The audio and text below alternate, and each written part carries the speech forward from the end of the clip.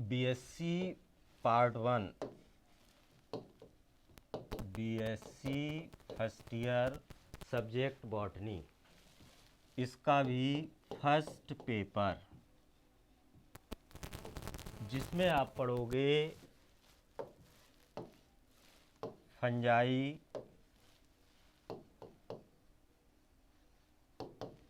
Bacteria,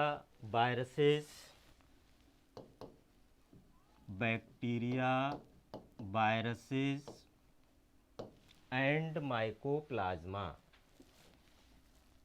तो सबसे पहले इसमें स्टार्ट करेंगे फंजाई, और फंजाई में सबसे पहला टॉपिक एस्परजिलस या जिसको यूरेशियम कहते हैं। इधर हमने लिखा भी है, जब इसको क्लासिफाई किया है, ये माइसिटी यूकैरियोटा के अंतर्गत आता है, जिसमें यूरेशिएसी या एस्परजिलेसी फैमिली के अंतर्गत रखा गया है। ये एस्परजिलेसी या यूरेशिएसी फैमिली के अंतर्गत आने वाला एस्परजिलस, जो ब्रेड, रोटी, अचार, मुरब्बा या लेदर पर ग्रो करता है। ये हमने इसलिए लिखा है इधर भी, एस्परजिलस, एस्परजिलेसी, एस्परजिलेल्स, और ऐसे ही यूरेशिएल्स, यूरेशिएसी एंड यूरेशियम, दोनों का मतलब एक ही है। इसको ये भी कहते हैं और ये भी। आप इन दोनों में से चाहे इधर को इधर से ये याद कर सकते हो। एक क्वेश्चन आपसे पूछा जाता है कि निम्न फंजाई का क्लासिफाई कीजिए या वर्गीकरण करो। तो आप यहाँ से, अगर एस्परजिलस का पूछा जाए तो यहाँ से लेकर या तो सीधा ले जाओ, और या फिर इन शब्दों को कुछ देखने में या लिखने में समस्या हो रही है तो इधर से इधर ला करके सेम इसी पैटर्न पर ये हो जाएगा। दोनों ही कंडीशन में हमने लिख दिया।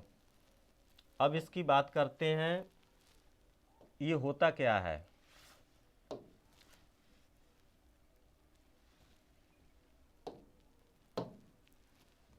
इसके लिए हमने एक हेडिंग डाला है अकरेंस, मतलब जो भी चीज़ आप पढ़ें उसके बारे में पता होना चाहिए कि ये क्या चीज़ है। तो ये क्या है, ये फंजाई पैरासिटिक फॉर्म में, पैरासिटिक मीन्स परजीवी, सैप्रोफिटिक मृतोपजीवी के रूप में ग्रो करती है। इसकी कुछ जातियाँ एंडोफिटिक मीन्स, ये लिखा हुआ है हमने, एंडोफिटिक अंतःपरजीवी के रूप में भी पाई जाती हैं। इसकी लगभग 132 स्पीसीज विश्व के विभिन्न स्थानों पर ग्रो करती हैं, और इंडिया में लगभग इसकी 30 स्पीसीज से अधिक पाई जाती हैं, जो प्लांट्स, फ्रूट्स, वेजिटेबल्स, अचार तथा अन्य खाद्य पदार्थों पर ग्रो होती हैं। इसके अलावा कुछ जातियां हमारे अन्य उपयोग जैसे कागज़, क्लोथ्स, चमड़ा इत्यादि पर भी ग्रो करती हैं। इसके अलावा ये बॉल रॉट ऑफ कॉटन नामक disease, crown rot of groundnut, ये क्या है, ग्राउंडनट, जिसको आप पीनट या मूंगफली कहते हो, ग्राउंड नट, तथा कॉटन जो रुई या कपास, इस पर भी ग्रो होकर के ये बीमारियां उत्पन्न करती है। इस एस्परजिलस की colony white coloured, primary stage में वाइट कलर्ड होगी, और जब इस पर कोनिडिया बन जाएंगे तो ये डार्क ब्राउन या ब्लैक कलर्ड हो जाएगी। इसका mycelium septate coenocytic, septate means septate and coenocytic, दो वर्ड हैं। ये क्या है, जैसे मान लीजिए ये माइसीलियम किसी ब्रेड या रोटी पर ग्रो हुए हैं,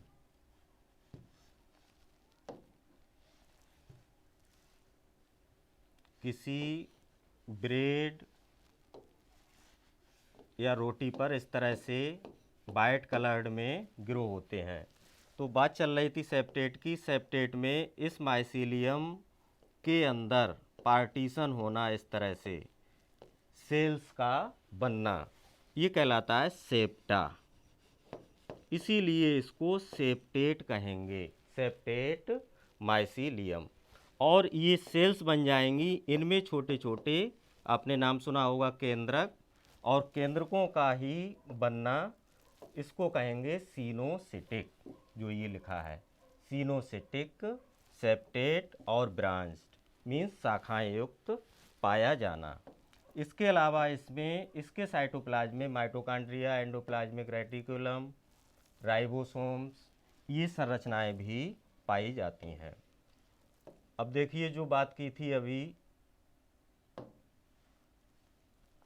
सिनोसिटिक और सेप्टेट की, ये एक सेल है, one cell of mycelium of Aspergillus, जिसमें हमने अभी जिक्र किया था न्यूक्लियस और एंडोप्लाज्मिक रेटिकुलम जो साइटोप्लाज्म में पाए गए थे। साइटोप्लाज्म के अंदर एक सेल में, जिसको माइसीलियम के टुकड़ा का एक हाइफा होगा, इसमें एक सेल को एनलार्ज करके देखो तो साइटोप्लाज्म में एंडोप्लाज्मिक रेटिकुलम, माइटोकॉन्ड्रिया और कई सारे केंद्रक होंगे। और इससे पहले ये भी हमने बताया कि ये माइसीलियम ब्रांच्ड होता है। अब इसको आप देख सकते हो इस तरह से, इसमें ब्रांचेस होंगी। और सेप्टेट, ये बीच में सेप्टा, इसके अलावा बीच में केंद्रक, सिनोसिटिक, सेप्टेट एंड ब्रांच्ड माइसीलियम। इसको आप यहाँ पर और भी ऐड कर सकते हो, coenocytic comma septate and branched mycelium. और इसकी एक सेल से, एक सेल होगी जिसको फुट सेल कहेंगे, ये फुट सेल, इससे विकास होगा कोनिडियोफोर। मीन्स जब बाद में इसका कलर डार्क ब्राउन या ब्लैक होगा तो क्यों होगा? इन कोनिडिया के बन जाने के कारण। तो इससे जब कोनिडियोफोर बनेगा और इसका ऊपरी पार्ट स्वेलन या फूल करके वेसाइकिल नामक संरचना बनाएगा। इस संरचना से सबसे पहले प्राइमरी स्टेरिगमेटा बनेंगे, जो छोटे छोटे ओभार्स के रूप में दिखाई दे रहे हैं, ये वाले। ये क्या है? ये हमने लिखा भी है, प्राइमरी स्टेरिगमेटा। इसके बाद इसी से बोटल शेप्ड सेकेंडरी स्टेरिगमेटा की फॉर्मेशन होगी, ये लिखा है सेकेंडरी स्टेरिगमेटा।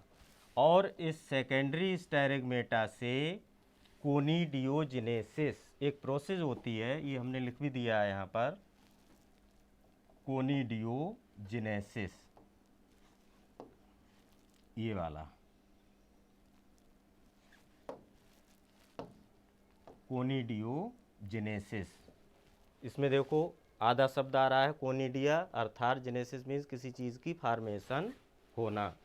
कोनिडियोजेनेसिस की प्रोसेस द्वारा ही ये छोटे छोटे एक चैन में कोनिडिया विकसित होंगे। ये चैन कहलाती है बेसिपीटल चैन। बेसिपीटल चैन इधर हमने लिखा है, जिसमें इसका मतलब होता है जो सबसे यंगेस्ट कोनिडियम होगा वह सबसे नीचे की ओर होगा, और जो ओल्ड या पुराना हो जाएगा वो आगे की तरफ, जिसे ओल्डेस्ट कोनिडियम कहते हैं। तो ये एक चैन में विकसित होते हैं। एक बेसिपीटल, आप ये लिख देंगे कि बेसिपीटल चैन। बेसिपीटल चैन का मतलब हुआ कि यंगेस्ट कोनिडियम सबसे नीचे की तरफ स्टेरिगमेटा साइड से फॉर्म होगा और ओल्डेस्ट सबसे बाद में। तो ये एक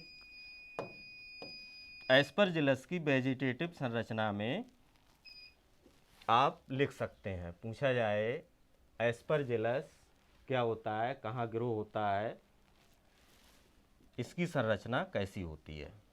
तो ये रहा इसके कहाँ पाए जाने और एक पार्ट या इसकी कायिक संरचना, शारीरिक संरचना कैसी होगी, इसके लिए हमने लिख भी दिया है part of asexually fertile mycelium. अब नेक्स्ट इसके एक माइसीलियम से कैसे इसकी संख्या बढ़ेगी। आपने देखा होगा यदि ब्रेड या कोई भी चीज़ अचार जहाँ ये ग्रो होगा और जिस पर ग्रो होगा वो कहलाएगा होस्ट, HOST। होस्ट मीन्स पोषक। जिस होस्ट पर ये ग्रो करेगा वहीं से सारा अपना न्यूट्रिएंट या खाद्य पदार्थ वहीं से एब्जॉर्ब करेगा। जब तक उसमें खाद्य पदार्थ रहेगा तब तक ये अपनी वृद्धि करके अपनी संख्या बढ़ाएगा और कुछ समय बाद इसके ऊपर राउंडेड गोल गोल माइसीलियम के ऊपर कोनिडिया बन जाएंगे। इन कोनिडिया से नए माइसीलियम का विकास होगा। इसके अध्ययन के लिए आपको पढ़ना होगा रिप्रोडक्शन, जनन। रिप्रोडक्शन क्या होता है? किसी भी प्लांट्स या एनिमल्स की संख्या में वृद्धि होना। इसमें हमने लिखा भी है, देखिए, एस्परजिलस में निम्न 3 टाइप्स रिप्रोडक्शन संपन्न होता है। सबसे फर्स्ट पहले देखिए vegetative reproduction, second asexual reproduction and third sexual reproduction, जिसको क्रमशः वेजिटेटिव को आपने पढ़ा होगा इंटरमीडिएट में कायक जनन, एसेक्सुअल को अलैंगिक जनन और सेक्सुअल को लैंगिक जनन के नाम से जानते हैं। तो एस्परजिलस में इन 3 विधियों द्वारा जनन की क्रिया या प्रोसेस संपन्न होती है। अब सबसे पहले प्रश्न उठता है कि वेजिटेटिव रिप्रोडक्शन क्या होता है। देखो इसके नाम से स्पष्ट हो रहा है, वेजिटेटिव मीन्स कायक। उसकी बॉडी पार्ट से, मतलब जो माइसीलियम था इसी के द्वारा, थ्रेड के द्वारा ही उस नए माइसीलियम का विकास होना, वेजिटेटिव या कायिक जनन। यहाँ पे आप लिख सकते हो, जो बच्चे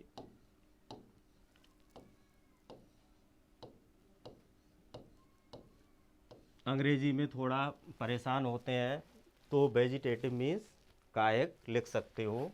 और लिखा भी है हमने, इस प्रकार का रिप्रोडक्शन अनुकूल परिस्थितियों में होता है। ठीक है, अनुकूल यानी फेवरेबल कंडीशंस कौन सी हो गई? आपको ध्यान होगा, आप हमने बताया था, जब तक इसमें न्यूट्रिएंट्स मटेरियल होगा तो ये फंजाई के कई टुकड़े विकसित हो जाएंगे। कई टुकड़े टूट के और प्रत्येक टुकड़े से एक नया माइसीलियम बनेगा। देखिए ये लिखा है, फ्रेगमेंटेशन उत्पन्न होने के कारण माइसीलियम कई टुकड़ों में टूट जाता है। फ्रेगमेंटेशन मीन्स जैसे एक टुकड़ा है ये कई टुकड़ों में टूट जाए और प्रत्येक टुकड़े से नया माइसीलियम बन जाए। टूट जाता है और प्रत्येक टुकड़े से नए माइसीलियम बन जाता है, माइसीलियम में बदल जाता है, वेजिटेटिव रिप्रोडक्शन कहलाता है।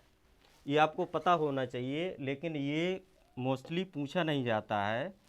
जो मेन है आपका एसेक्सुअल रिप्रोडक्शन, जिसको एसेक्सुअल को हमने बताया इससे पहले अलैंगिक जनन कहते हैं।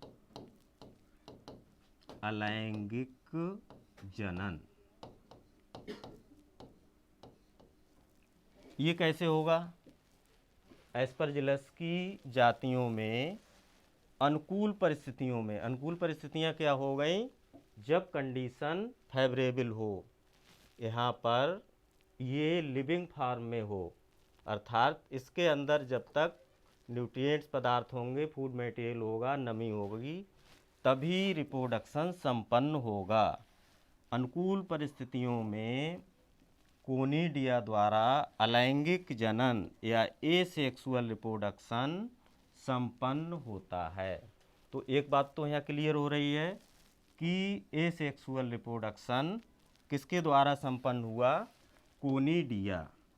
कोनिडिया कहाँ विकसित हुए थे, जो आपने अभी पढ़ा था इसकी वेजिटेटिव संरचना में, ये वाले कोनिडिया। ठीक, इन कोनिडिया से ही अलैंगिक जनन संपन्न होगा।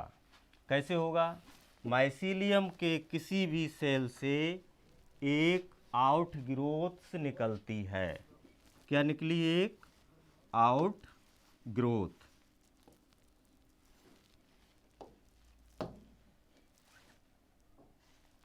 एक आउट ग्रोथ निकली जिससे कोनिडियोफोर कहते हैं। कौन सा कोनिडियोफोर, देखो आगे हमने फिगर में बनाया होगा।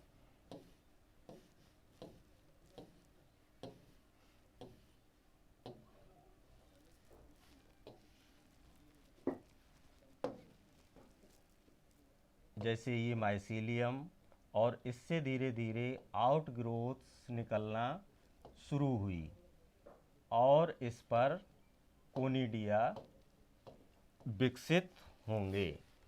जो विकसित हुए थे कोनिडिया, ये बोतल शेप्ड स्ट्रक्चर, इसके ऊपर कोनिडियोजेनेसिस के द्वारा कोनिडिया उत्पन्न होंगे। अब देखिए आगे बढ़िए, इसमें एक आउटग्रोथ निकलती है जिसे कोनिडियोफोर कहते हैं। कोनिडियोफोर का ऊपरी भाग या भाग फूलकर बाइसाइकिल बनाता है, जिस पर बोतल शेप्ड स्टेरिगमेटा उत्पन्न होते हैं, जिसमें बडिंग, अब एक शब्द आया बडिंग, जिसको हिंदी में पढ़ा होगा मुकुलन। मुकुलन, मुकुलन या बडिंग द्वारा कोनिडिया एक चैन में विकसित होते हैं। प्रत्येक चैन में लगभग 10 से 12 कोनिडिया उत्पन्न होते हैं। अब कोनिडिया क्या होते हैं, कोनिडिया ये एक स्मॉल स्फेरिकल, स्मॉल मीन्स छोटी, स्फेरिकल गोलाकार डबल लेयर्ड स्ट्रक्चर होता है। अभी आपको बताएंगे स्ट्रक्चर इसको, जो विभिन्न जातियों में येलो, ग्रीन या ग्रे या ब्लैक कलर्ड पिगमेंट्स की उपस्थिति के कारण उनका रंग उसी तरह का होता है। इसके बाहर की ओर एक्जाइन और अंदर की तरफ इंटाइन पाई जाती है। ठीक, ये जर्मिनेशन कोनिडिया का कैसे होगा ये तब बताएंगे, पहले ये समझो इसमें आपको फिगर कौन सा बनाना है। एसेक्सुअल रिप्रोडक्शन में जो वेजिटेटिव संरचना थी, इस वाले पूरे फिगर को उठा करके आप एसेक्सुअल रिप्रोडक्शन में बनाएंगे। इसीलिए हमने इसको यहाँ पर ये लिखा भी है, एसेक्सुअली फर्टाइल माइसीलियम। जो आपने लिखा था, पढ़ा था अभी कि एक बोतल शेप्ड स्टेरिगमेटा पर कोनिडिया चैन में विकसित होते हैं। ये पूरा फिगर बना दोगे। अब इस एक को अलग से बनाया है हमने, जिसको आप देखेंगे।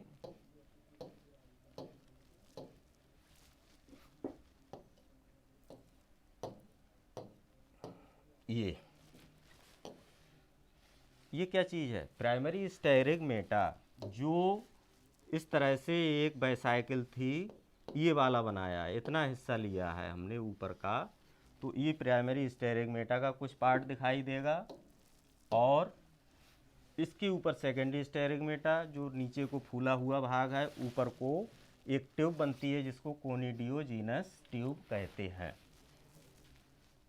इस स्वेलिन पार्ट के ऊपर ये ट्यूब, और ट्यूब पर जो पहला कोनिडिया होगा, देखो लिखा है विकसित होता हुआ कोनिडिया, डेवलपिंग कोनिडिया।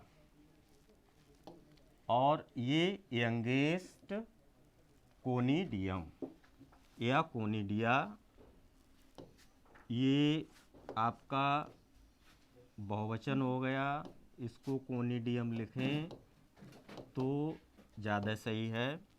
और ये ऊपर ओल्डेस्ट कोनिडियम,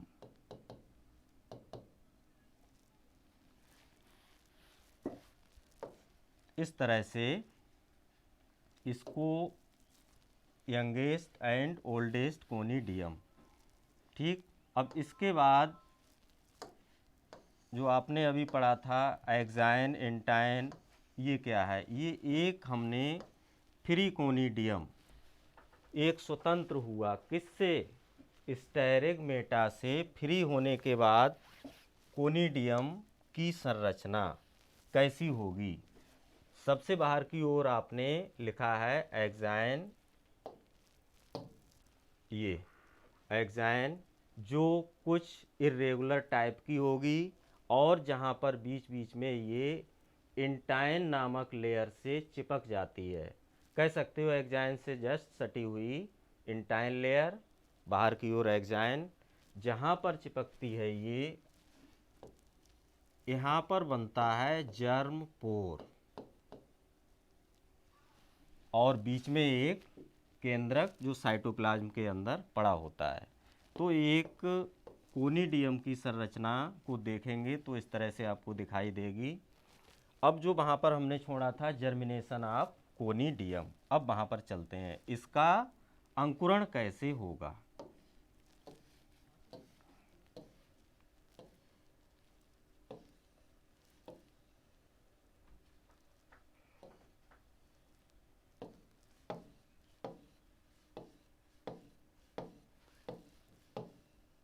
ये जर्मिनेशन ऑफ कोनिडियम, जो स्वतंत्र हुआ था कोनिडियम, इस तरह से स्ट्रक्चर बनाया था, ये अंकुरित कैसे होगा? जहाँ पर ये जर्म पोर था, इससे पहले हमने आपको बताया था, तो इस जर्म पोर से बनेगी जर्म ट्यूब। कैसे बनेगी?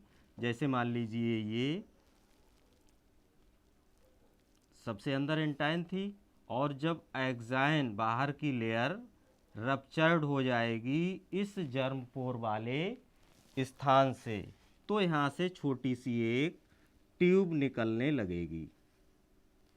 ठीक, इसको कहेंगे जर्म ट्यूब, और ये ट्यूब धीरे धीरे बढ़ती जाएगी। और जैसा आपने पढ़ा था माइसीलियम इसका सेप्टेट होता है और सिनोसिटिक होता है। ये धीरे धीरे ट्यूब डिवाइड होती जाएगी। क्यों?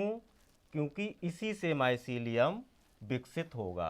अब आप देखिए ये लिखा है मैच्योर कोनिडिया कोनिडियोफोर से अलग होकर हवा द्वारा बिखर जाते हैं और उचित नमी, फिर वही शब्द आ गया, हमने कहा जब कंडीशन फेवरेबल होगी तभी ये सरवाइव होंगे, अन्यथा वहीं डेड हो जाएंगे। उचित नमी सोखकर जर्मिनेट होकर नया माइसीलियम बनाते हैं। अंकुरित हुए और नया माइसीलियम बन गया, जो यूकैरियोटिक मल्टी न्यूक्लिएट होता है। अब एक शब्द इसमें नया आ गया, यूकैरियोट। यूकैरियोट क्या होता है? देखिए ये कोनिडियम, इसमें कौन कौन सी चीज़ें विकसित हुई? एक तो जर्म ट्यूब बनी, जर्म ट्यूब बनी, हमने इधर लिख दिया है, अगर आप लिख सकते हैं तो, नहीं तो आप सीधे इस कोनिडियम को बनाएं और एरो लगाएं। नीचे आकर के हमने लिख दिया है यहाँ पर a new septate branched eucarpic mycelium with multinucleate cells. मतलब जो विकसित होगा उसमें ये चीज़ें पहले होंगी। कौन कौन सी? एक तो जर्म ट्यूब बनना लगेगी, और जर्म ट्यूब बनने के बाद इसमें माइटोटिक डिवीजन किसमें होगा? केंद्रक में। ये वाला केंद्रक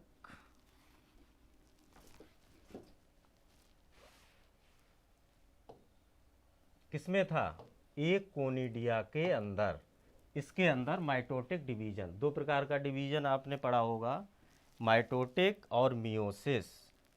माइटोटिक डिवीजन से सेल्स की संख्या में वृद्धि होगी। दूसरा, इसमें देखो लिखा further growth of germ tube. जब इसमें डिवीजन होगा तो पुनः इसमें ग्रोथ होने लगेगी।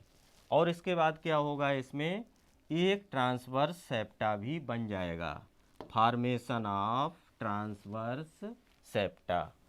और क्या लिखा है? ब्रांचिंग। अब फिर वहीं आप पहुंचिए जहां पर हम बता रहे थे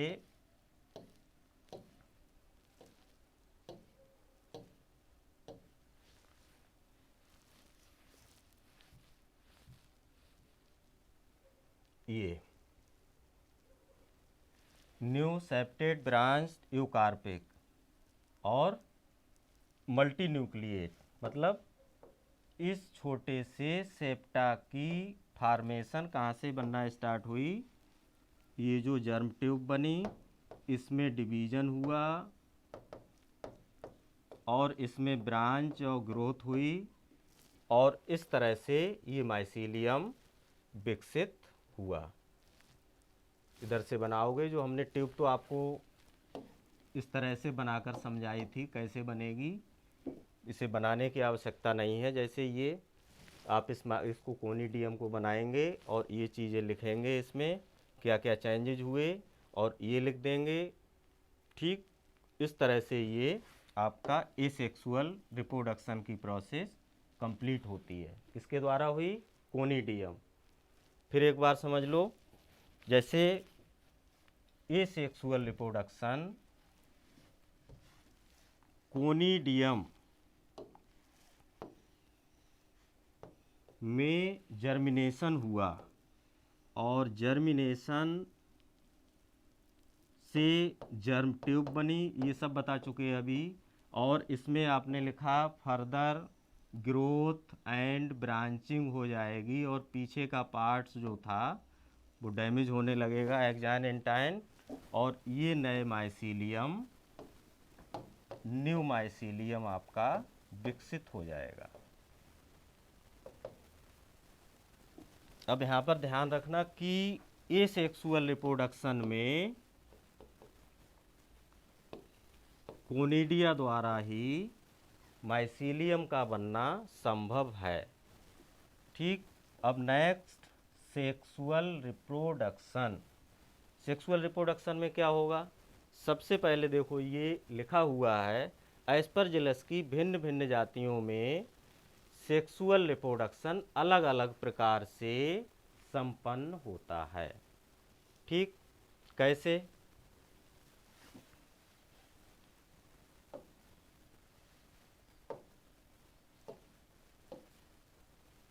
अलग अलग जातियों में अलग अलग प्रकार से संपन्न होता है, जिसकी कुछ जातियां, सम स्पेसीज कैसी होती हैं? होमोथैलिक।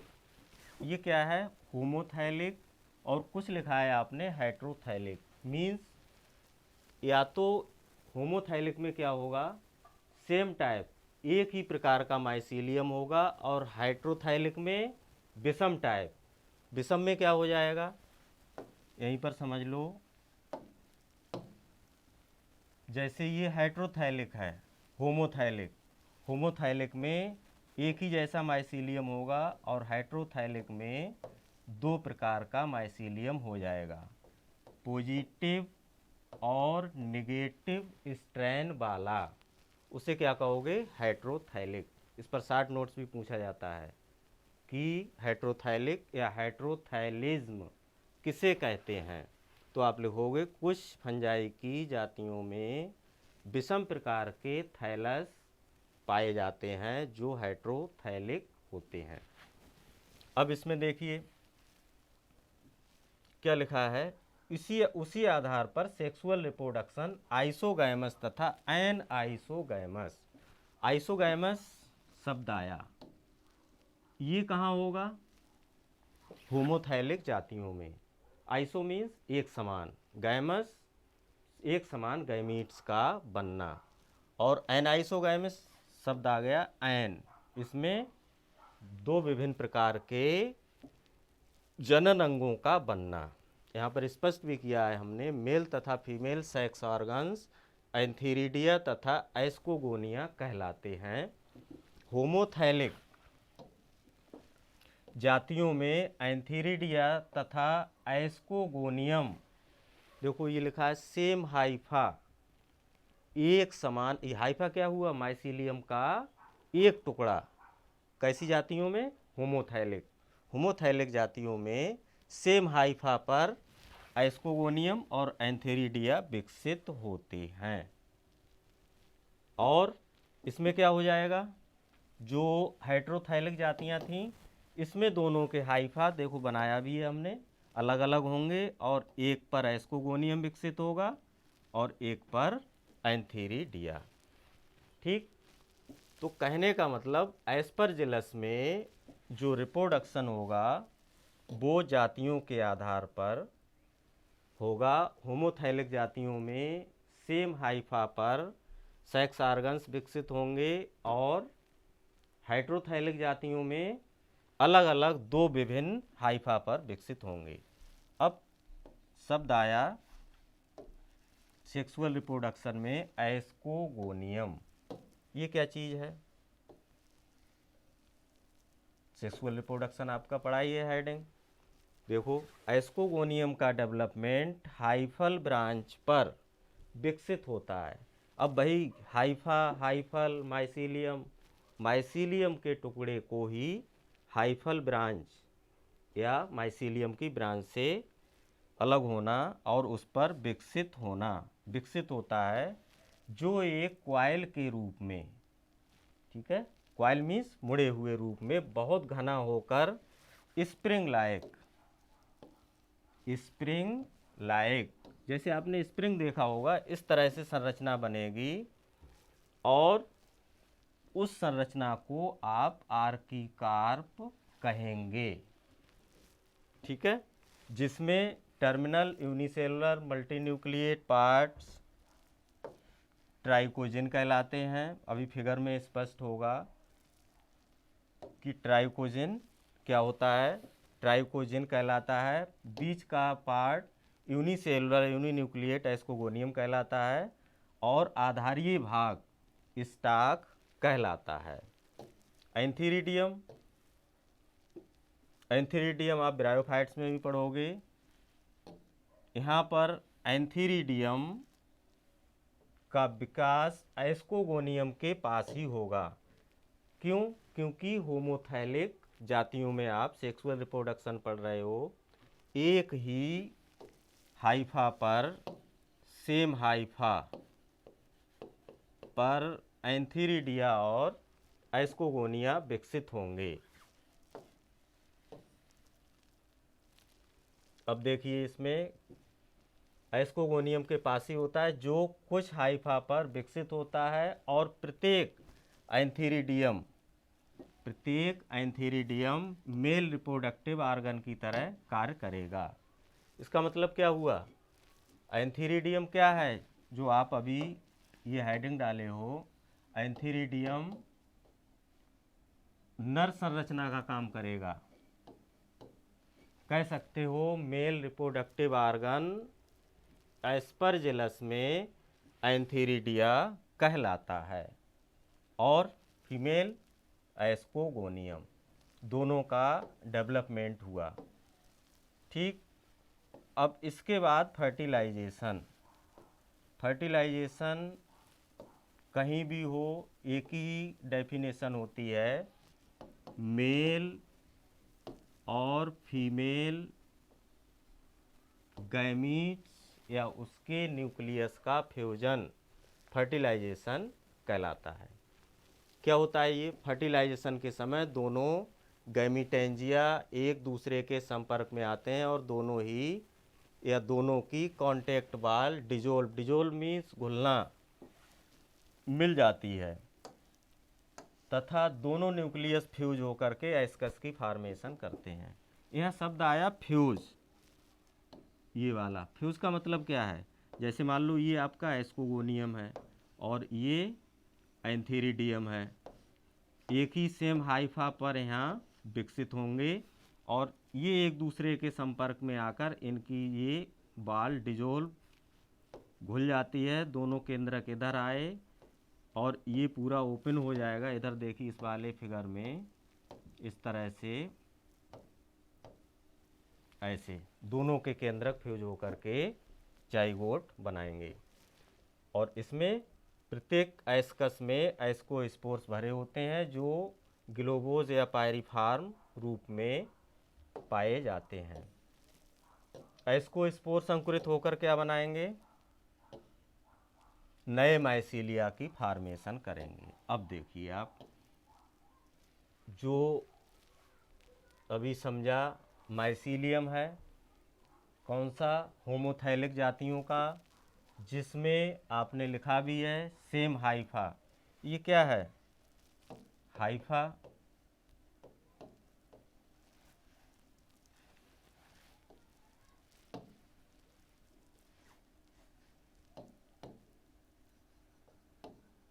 एक ही हाइफा पर एंथेरिडिया तथा आर्किगोनिया विकसित होते हैं सेम हाइफा पर, या इसको कह सकते हो एस्कोगोनियम और मेल।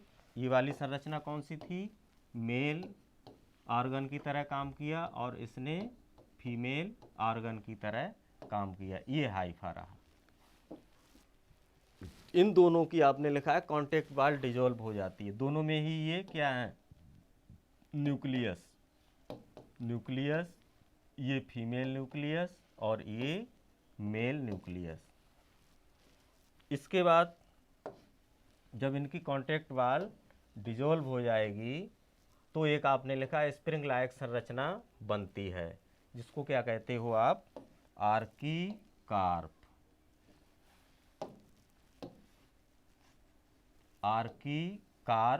जिसमें ये आर्कीकार्प जो संरचना होगी एक रूफ टाइप के उससे सुरक्षित होगी और इसके अंदर एस्कोजीनस हाइफा विकसित होंगे। ये हैं एस्कोजीनस हाइफा। किसी एक को आप लाइन खींच करके दर्शा दो और इस एस्कोजीनस हाइफा से यहाँ पर देखिए क्या हुआ, इसके एक हाइफा में अभी एक न्यूक्लियस था, ये दो हो गए। अब ये एक संरचना बनी जिसको आपने अभी लिखा था एस्कस, थ्योरी से समझा रहे तो बताया उसमें एस्कस क्या है, एस्कोजीनस हाइफा से एस्कस की फॉर्मेशन हुई। ये देख सकते हो आर्कीकार्प से एस्कोजीनस हाइफा, ये हाइफा अलग होकर के एस्कस की फॉर्मेशन करते हैं ऐसे होते हुए, और ये एस्कस अब इस तरह से देखिए इधर से जो संरचना थी आपने क्लेस्टोथीसियम में आर्कीकार्प और एस्कोजीनस हाइफा से एस्कस की फॉर्मेशन हुई। इस एक एस्कस को देखेंगे तो इस तरह दिखाई देगा, इस एस्कस के अंदर एस्कोस्पोर्स भरे होते हैं और ये एस्कोस्पोर्स अलग होकर अंकुरित होते हैं और अंकुरण करके जर्म ट्यूब बनी। इस जर्म ट्यूब में वही इलांगेशन मीन्स वृद्धि ब्रांचिंग और germ tube formation of mycelium. तो इधर देखिए जर्मिनेट होकर के माइसीलियम बना। अब इस सेक्सुअल रिप्रोडक्शन को आप सेक्सुअल साइकिल भी कहते हो, क्यों कहते हो, जरा गौर से देखिए। ये था माइसीलियम से एंथेरिडियम एस्कोजीनस ये विकसित हुए या एस्कोगोनियम विकसित हुए, इससे क्लेस्टोथीसियम विकसित हुआ। इस क्लेस्टोथीसियम में एस्कोजीनस हाइफा से एस्कस, और एस्कस के अंदर एस्कोस्पोर्स जो फ्री होकर के अंकुरित होकर के फिर से वही माइसीलियम बना लिया। ये क्या हुआ? Sexual reproduction. बस ये आपका स्टार्ट हुआ था सेक्सुअल रिप्रोडक्शन या लैंगिक जनन। जो थ्योरी में लिखा है आपने वही सब इस साइकिल से भी क्लियर हो रहा है। साइकिल याद कर लो, ये इसके फिगर्स, और इसी से थ्योरी लिखते जाओ। इसको जब नाम देखोगे, नाम याद करोगे, तो सेम थ्योरी या कुछ शब्द इसमें ऐसे हैं जो फिगर से क्लियर नहीं है, वो हमने डाल दिए हैं। आप केवल फिगर से भी जितना लिख दोगे तो कम से कम 60% से ऊपर का काम हो जाएगा, और थ्योरी साथ साथ याद कर लोगे तो आपके कम से कम 80-85% तक मार्क्स आएंगे। ये आपका एस्परजिलस नामक टॉपिक कंप्लीट हुआ। अब नेक्स्ट डे दूसरा टॉपिक लेंगे। दोस्तों वीडियो पसंद आई हो तो लाइक ज़रूर करिएगा, ठीक है, और चैनल को सब्सक्राइब कर दीजिएगा, ठीक है। और ये हमारे सर हैं तो जो आपको बॉटनी पढ़ाया करेंगे, ठीक है ना। तो मिलते हैं नेक्स्ट वीडियो, तब तक के लिए जय हिंद।